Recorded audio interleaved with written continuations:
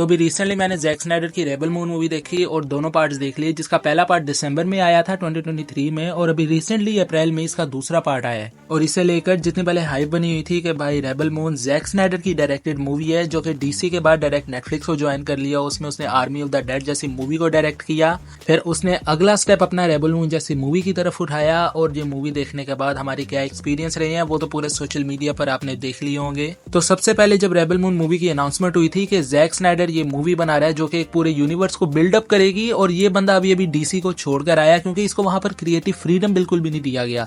उसके बाद इसने नेटफ्लिक्स को ज्वाइन किया। नेटफ्लिक्स पर इसने सबसे पहले आर्मी ऑफ द डेड जैसी मूवी बनाई, उसके बाद इसने रेबल मून की तरफ अपना स्टेप उठाया। और इस बंदे ने हमें सबसे पहले इस मूवी के बारे में ये बताया कि मैन ऑफ स्टील मूवी की जिस तरह की स्टार्टिंग थी उस तरह की ये मूवी हमें देखने को मिलेगी। पर इसके बाद जब ये मूवी निकल के आई तब हम सबको पता है कि इसे सोशल मीडिया पर कितना हेट मिला। कि जैक स्नाइडर से लोगों को ये उम्मीद नहीं थी जो उसने रेबल मून मूवी के अंदर किया, फैंस को बिल्कुल डिसअपॉइंट कर दिया। कि इस बंदे ने इससे पहले watchman 300, man of steel, Batman versus Superman, army of dead और बहुत सारी मूवीज को बनाया है, जिन्हें देख के हमें रियलाइज हो गया था कि ये बंदा एडल्ट हार्डकोर लेवल को कितने पीक पॉइंट पर टच कर सकता है। पर अब रेबल मून मूवी के अंदर ऐसा क्या मसला आया जिससे फैंस बिल्कुल डिसअपॉइंटेड हो गए हैं? यानी कि इसमें ऐसा क्या इशू था जो कि फैंस को ये मूवी पसंद नहीं आई? इसमें जैक स्नाइडर का हमें मैजिक देखने को मिलता है या नहीं मिलता? ये सारे पॉइंट्स आपको मैं खोल के एक्सप्लेन करूंगा। पर इससे पहले हेलो गाइस, मैं हूं एमजेड और आप देख रहे हैं एमजेड सिनेफैलिक। तो अब सबसे पहले रेबल मून मूवी के अंदर ऐसा क्या फॉल्ट है, इसमें ऐसा क्या प्रॉब्लम है कि लोग जैक स्नाइडर को ट्रोल कर रहे हैं? लोगों को रेबल मून मूवी पसंद नहीं आई और वो कह रहे हैं स्नाइडर भैया WTF यू हैव डिड। तो इसमें मैं आपको बताता हूँ कि जैक स्नाइडर ने नेटफ्लिक्स को ज्वाइन करने से पहले डीसी का पूरा कंट्रोल अपने हाथ में लेना चाहा था। वो WB के सामने गया और उनसे जाके कहा कि डीसी का पूरा क्रिएटिव फ्रीडम मेरे हाथ में दे दो, मैं जिस तरह डीसी को हैंडल करना चाहूँ वो मैं करूंगा और मेरी गारंटी है कि पब्लिक आपको पैसा ला के देगी।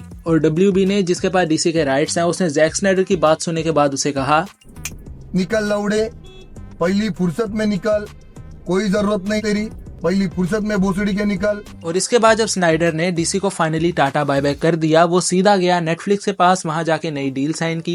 कि मैं आपके लिए मटेरियल बनाऊंगा, आपको पब्लिक ला के दूंगा, आपके लिए पैसा बनाऊंगा, पर आपने मुझे पूरा क्रिएटिव फ्रीडम देना है। मतलब मैं अपनी मर्जी से जिस तरह पहले मूवीज बनाता था, बिल्कुल एकदम डार्क एडल्ट हार्डकोर मूवीज, वो मैं बनाऊंगा, उसमें आपका बिल्कुल भी इंटरफेरेंस नहीं होगा। फिर इसके बाद स्नाइडर की सबसे पहली जो मूवी नेटफ्लिक्स पे आई वो थी आर्मी ऑफ द डेड, जिसका एक स्पिन ऑफ भी आया था, आर्मी ऑफ थीव्स नाम था उसका। फिर जब इसने स्टेप लिया रेबल मून की तरफ, तब नेटफ्लिक्स आहिस्ता आहिस्ता अपना काला जादू स्नाइडर के ऊपर करना शुरू हो गया। नेटफ्लिक्स आहिस्ता आहिस्ता करके स्नाइडर को लालच देने लगा कि भैया तू बैठ, हमारी बात सुन, पैसा तो तू वैसे भी बना लेगा अपनी मूवीज बना के, पर क्या हो कि अगर हम लोग इस पैसे को डबल करें। कि पहले जो तू रेबल मून मूवी पूरी 18+ रखने वाला था, जिसमें तूने अपना काला जादू दिखाना था, तो अब उसका एक नया वर्जन बना जो कि बिल्कुल PG-13 होना चाहिए, जो कि पूरी फैमिली आपस में एंजॉय करे। उसके बाद जब लोगों को थोड़ा सा चूना लगेगा, फिर तो कहीं कि जो मेरा वर्जन था बिल्कुल हार्डकोर वर्जन रेबल मून का, वो भी मैं रिलीज करूंगा, डबल पैसा हम लोग कमाएंगे। और यहाँ से इस मूवी की बर्बादी का आगाज होना शुरू होता है कि पहले दिसंबर 2023 में हमें इस मूवी का पार्ट 1 देखने को मिला, जिसके बाद जब फैंस को रियलाइज हुआ स्नाइडर ने हमको C बना दिया है, 18+ के नाम पे हमारे मुंह पे PG-13 को दे मारा है, तब उनको पता लगा कि जब इसका पार्ट 2 आएगा उसी के साथ इस पूरी मूवी का यानी कि पार्ट 1 और 2 का बिल्कुल डायरेक्टर कट रिलीज कर दिया जाएगा, जो कि स्नाइडर के अपने विजन के साथ बना था। फिर जब अप्रैल 13 आई, पार्ट 2 के रिलीज होने का टाइम आया, तब हमें पता लगता है कि जो डायरेक्टर कट है वो अब बिल्कुल डिले हो चुका है, उसका कोई अता पता नहीं कि कब आएगा। और फिर यहाँ से ऑडियंस कहने लगी कि भाई तूने हमारी आंखों के सामने हमें चूना लगाया है, अब तू एक बात बता कि तेरा नेटफ्लिक्स को ज्वाइन करने का असल मकसद क्या था?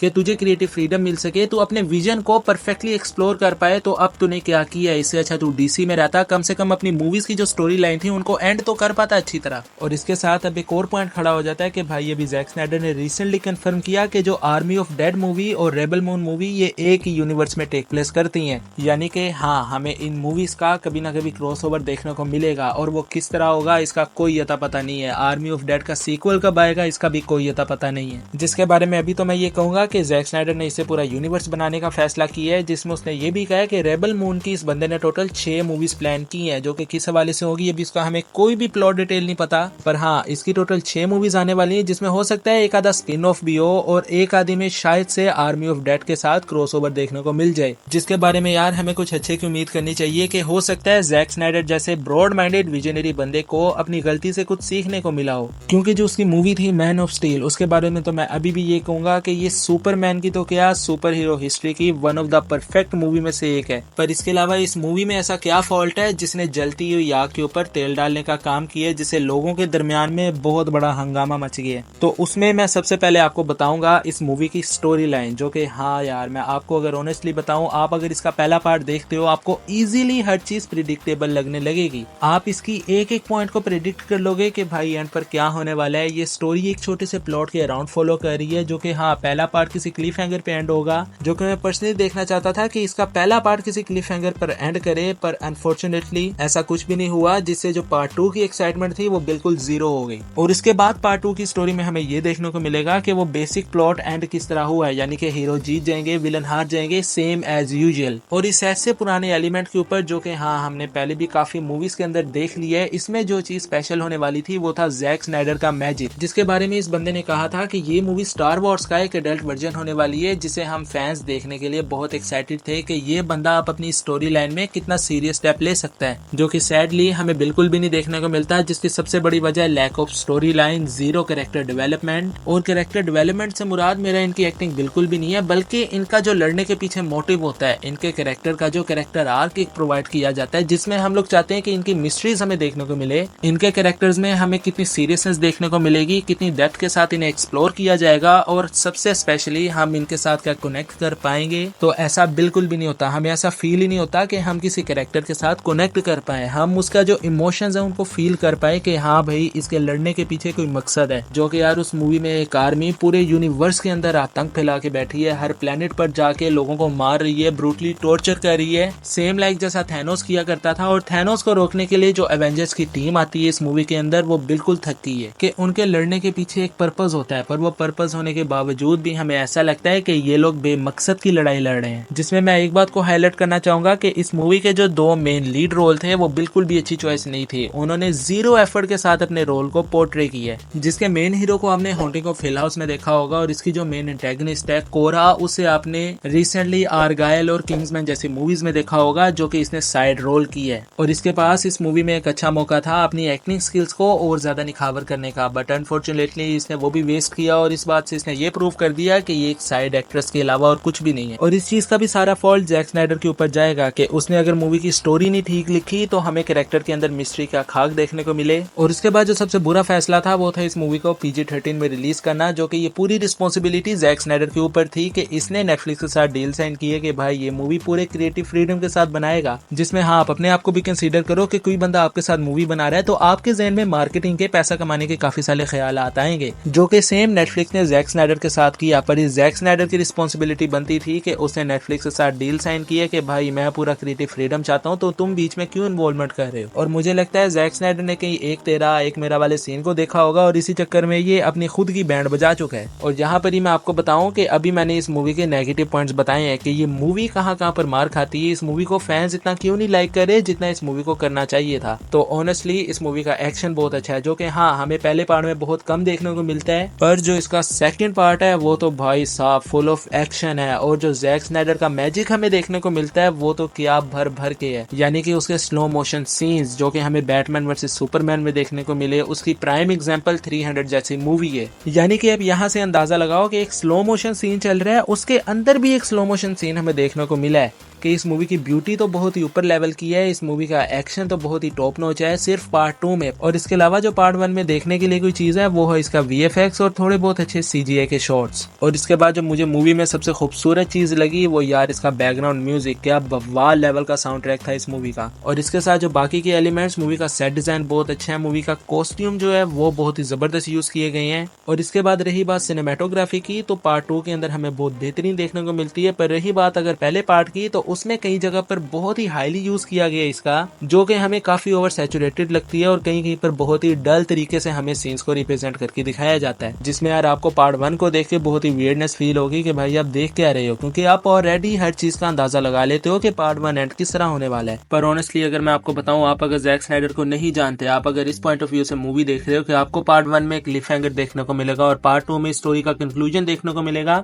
तो आप इस मूवी को एक दफा जरूर चेकआउट करना। इसके VFX बहुत टॉप नॉच है, इसका जो बैकग्राउंड म्यूजिक है वो तो भाई क्या बात है उसकी। पर अगर मैं आपको अपना बताऊं तो मुझे ऐसा बिल्कुल नहीं लग रहा था कि मैं कोई जैक स्नाइडर की अच्छी मूवी देख रहा हूँ, बल्कि ऐसा फील हो रहा था कि ये किसी बच्चे ने मूवी बना दी है। इसकी ना कोई स्टोरी लाइन थी, और जैसा जैक स्नाइडर ने पहले स्टेटमेंट दी थी कि ये मूवी स्टार वॉर्स का एक एडल्ट वर्जन होगा, तो उस मामले में दिस टोटली डिसअपॉइंट्स, क्योंकि इसके अलावा एक टॉम क्रूज की मूवी है ओब्लिवियन, वो इस कैटेगरी में one of the perfect movie मानी जाएगी। और इसके अलावा भी काफी सारी मूवीज है विद गुड स्टोरी लाइन, जिसमें मून फॉल, वॉन्डरिंग अर्थ, टुमारो वाल और एक मैट डेमन की मूवी है एलिजियम, हाईली रिकमेंडेड है मेरी तरफ से। और इसके बाद हमारी मास्टरपीस मूवी ड्यून की तो क्या ही बात है। फिर एक मूवी मैं आपको बता रहा हूँ, वो तो आपको बिल्कुल भी बिलीव नहीं होगा कि ये मूवी 1968 में बनी थी, 2001 अ स्पेस ओडेसिस मूवी। कि यार आप इसको देखो, आप इसे ब्लेड रनर जैसी मूवी से कंपेयर कर पाओगे और इसके बाद आपको ये बिल्कुल भी बिलीव नहीं होगा कि ये 1968 में बनी है, जिसे देख के आपको ये रियलाइज होता है कि मैन कितना हार्ड वर्क किया गया इस मूवी के ऊपर। और इसके साथ मैं तो ये भी कहना चाहूंगा कि क्या ही बेहतरीन डिसीजन होता अगर जैक स्नाइडर इसको वेब सीरीज के तौर पे रिलीज कर देता, जहाँ पे जो पहली 2 मूवीज हैं वो सीजन 1 के तौर पे हमें देखने को मिलती,